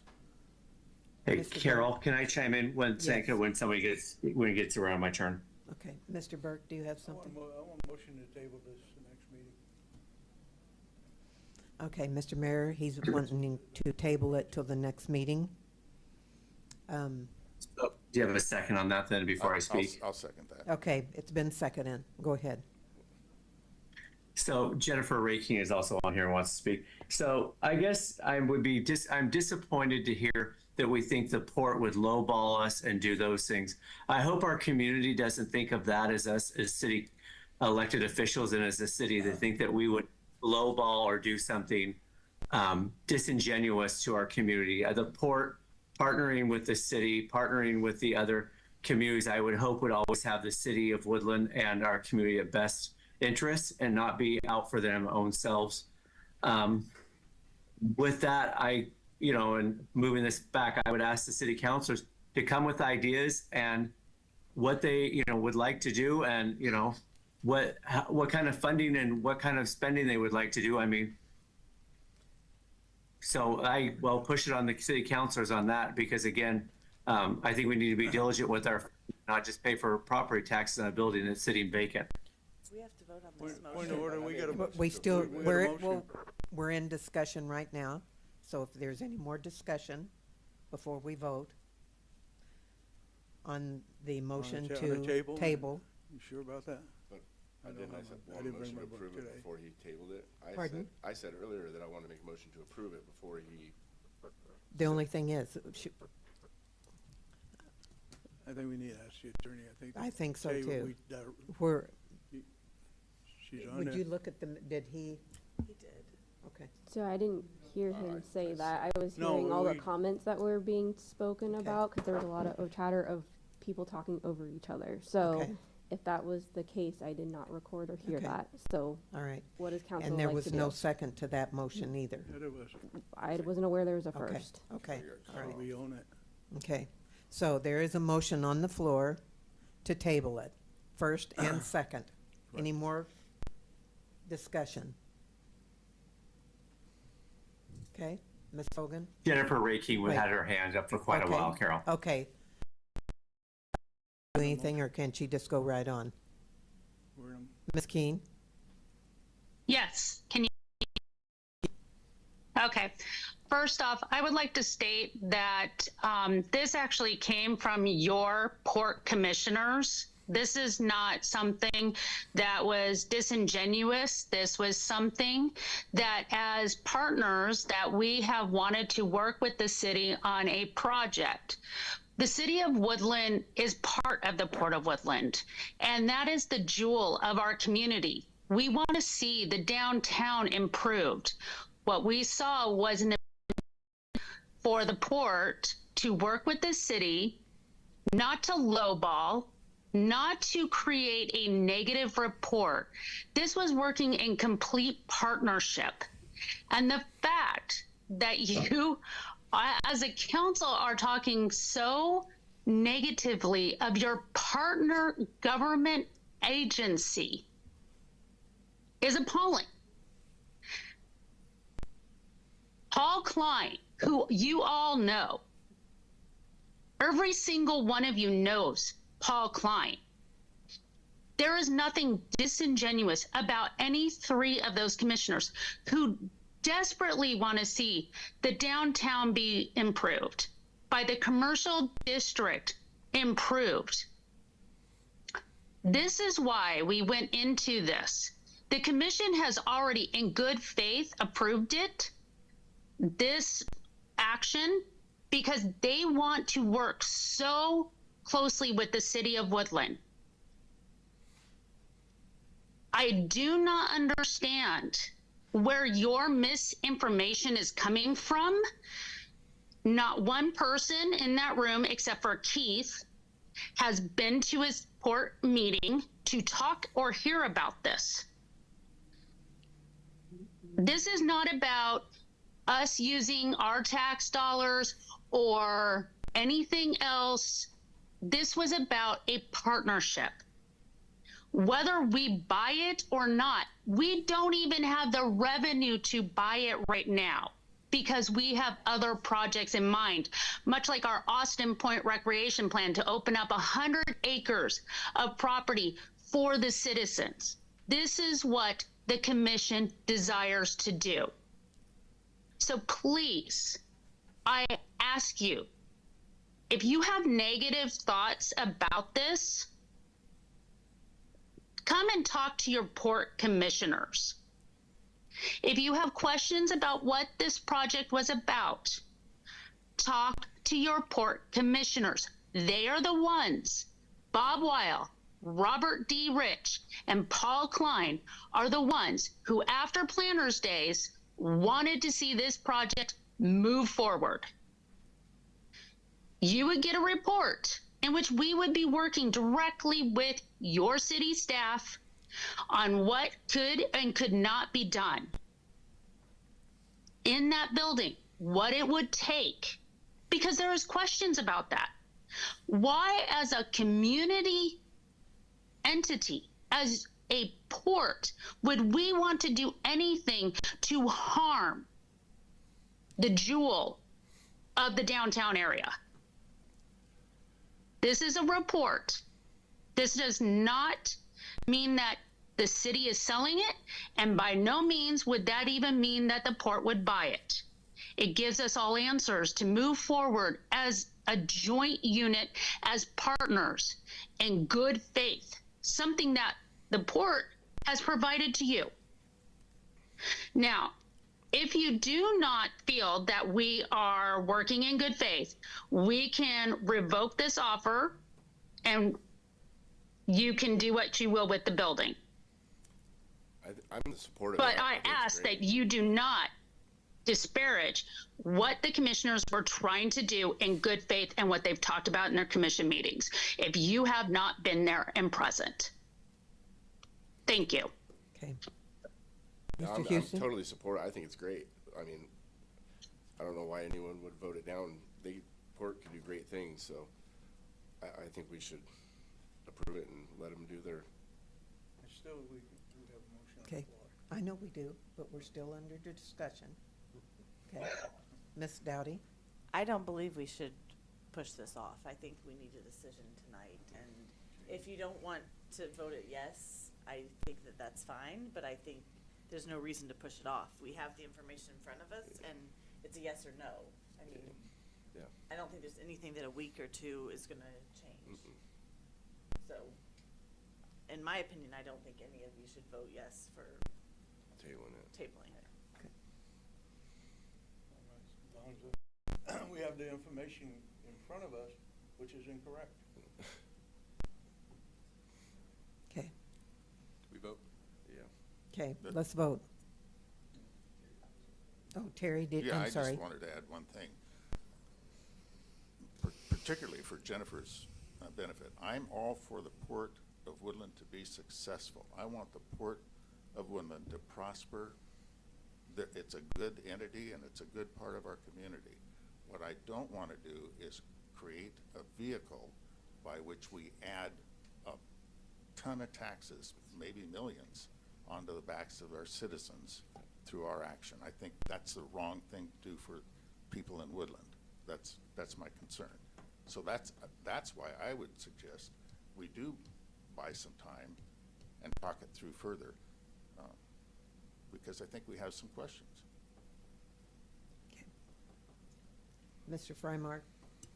I would find it very unusual for one government entity to be this altruistic to another one.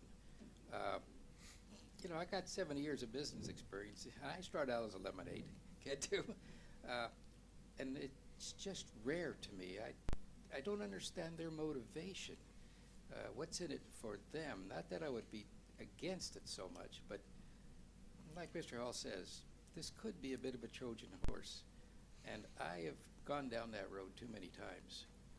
But as long as we have in the bottom of it that after everything is said and done, a yay or nay on it, then let them spend their money. As long as that doesn't get charged back to the taxpayer in any way, shape, or form. That's what I'm afraid of. Okay, I know two of the commissioners very well, and I probably will talk to them and find out, you know. But we have a motion on the floor, so Ms. Dowdy. The one last thing, for those of you who are new, this was something that was brought to our attention, and it's not something new. The port has wanted to be part of this and has been interested in working with the city at least a year ago. And they have very much wanted to reach out to the city and have discussions for quite some time, and the last administration was not willing to work with them. And since the mayor has taken office, he has been very adamant that he is wanting to create relations that with the schools, with the port, that everybody is working together in a very unified way, that we are all coming together working to benefit the city and all of our citizens. So I think you're seeing it now because everyone's trying to do what's best for our citizens and trying to come to a place where we haven't so much worked together. We've been very divided, and we're just coming to a place where you can see all of us working together for what's best for our town. So I think that it's not a new presentation. It is something that emails have gone out to us that have sat on council for quite a while. This is not something that's just coming to the table. And a lot of us had reached out and said, hey, we want meetings, and it was just overlooked. So just to remind those of us. Mr. Friend. Just kind of in response to Mr. Freimark saying, what would be the benefit, or there seems like a motive, well, wouldn't the motive be that the port is part of Woodland and they want to revitalize the city that they're part of? I mean, I don't, just throwing that out there for thought. That's where my head goes, is that it benefits them to have a nice downtown in a town that they're involved with. And living here my entire life, we've heard about Woodland revitalization downtown. At least the port has they can get things done. Obviously, it hasn't done very well the way they're going. So I'd like to see something happen down there and create some kind of something to do and just not have a dead space sitting there. So. Okay, there is a motion on the floor to table it. There's a first and a second. So Ms. Hogan.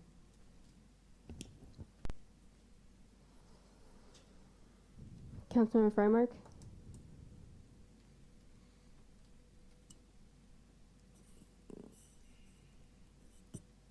Yay. Councilmember Houston, Nay. Councilmember Friend, Nay. Councilmember Hall, Aye. Councilmember Dowdy, Nay. Councilmember Burke, Aye. Councilmember Rounds. Aye. I think the ayes have it. Is that correct? Okay. Motion So, to table. motion to table it. Okay, action item H. Miss Hogan, can you table it and add it to the next meeting, please? Yeah, that's when you table something, you have to state what meeting it's going to be on. Can you put it on the next meeting, please? Okay. Okay, action item H, and we'll have the supporting packet. It's resolution, is that the Yes. 791? Yes, okay. Resolution by the City of Woodland for the purpose and amending and adopting the Administrative Clerk 2 Permits and Code Enforcement Officer job description and step plan for 2024. Motion to approve Resolution 791. Second. Okay, any discussion? Oh, Right. I should have asked in the audience if they had any discussion. Oh, okay. Yeah, it was last minute that it was brought to us.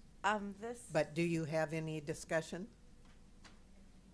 Okay, couple comments. Right now, we currently do not have a permit or a code enforcement officer, and in reviewing our permit tech and our code enforcement officer jobs, we are realizing that they both could be part-time positions, and we are realizing that we can combine them into one position and create them with a $1.75 increase in a full-time position. And I am recommending that we accept that with the union's blessing. And we have no clerk We at have- the time. We do have a current permit tech, and they will take the position with the added code enforcement position. Right, we have no code enforcement at this time. We have no code enforcement Right. currently. Any other discussion? Hey, Carol, it's Todd. Oh, sorry, go ahead. I was just gonna say, I believe when we discussed this, that it was a significant savings to us to go that Yes. route. So we're not paying for two salaries, just the one at a She slight will increase. get a $1.75 increase to her.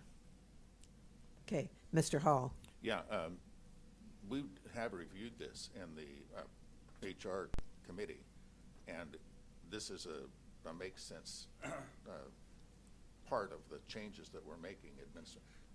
And the mayor has led that coordination, so I think this is in keeping with what staff wants and what he wants, and it's good for our administration. I think it's the right thing to do. So this has been through HRs and had their stamp of approval. Okay, Mr. Burke? Yeah, is this, and I believe it's supposed to be on the agenda to be looked at, to voted on. Second, the people in this, here, we're supposed to let the people know what's going on, so they know what's happening when we come to the meetings, and they've got nothing. Nobody knows what's going on. I brought things before, and I've been told I don't have, we gotta put it, ask to have it on the agenda. It's not. So how can we vote on it? Didn't we amend the agenda and approve it? Yes. To We include did. wage? We did. And it was, yeah. But is it on this agenda? Yes, we had it in front of us. but- That was part of the I introduction. amended it, and you voted on it, and Okay. you then- approved Okay. it. Then I'm wrong. Okay. Anyone else on the council? Mr. Mayor? Yeah, so JJ, a little bit of background, and I appreciate Emily getting on here. Emily, as our city attorney, has been a great wealth of helping us improve things here. But so this was something that was negotiated with the union. So when our code enforcement position left, reassessing and looking at the positions and what is being done inside City Hall and right sizing, one of the things that I said I was going to do when I came in as mayor was going to review all of our positions, the work that was being performed, and the value that was being given to our citizens. We did a upgrade here in the last year where we have permitting software that has created efficiencies. And so the permit tech, that position is in the development area, is working on code and those types of deals. It's a good fit. So I drafted a job description working with Travis that said, hey, these are the two needs of the city. And then we worked with the union, who came back and said, okay. And then we negotiated on a salary, or a wage. This saves the city around $25,000 a year. The code enforcement position is a part-time position, and it fits into here. There's nobody losing a job. Somebody resigned and left. And so this here is creating efficiencies for our city. The reason it didn't get on the agenda for when it went out Friday is we were waiting for the union to give us their final approval with the $1.75 increase.